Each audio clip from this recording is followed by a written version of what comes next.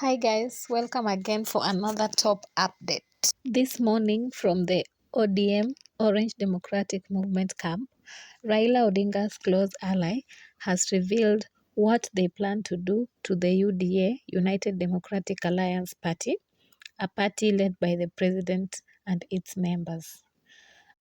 According to the Kileleshwa member of County Assembly X account, he said, and I will quote, "We will disband UDA and have all UDA members register as ODM members. President Ruto must defend his seat through ODM."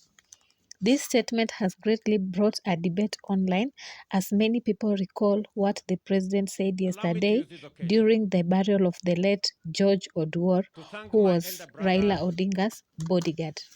The president clearly stated that he is a founding member of the ODM party. Now, does this mean that we do not have an opposition currently? Secondly, does this mean that ODM publicly endorse what has been going on in the Kenya Kwanza government? Comment, subscribe, and stay tuned. Bye.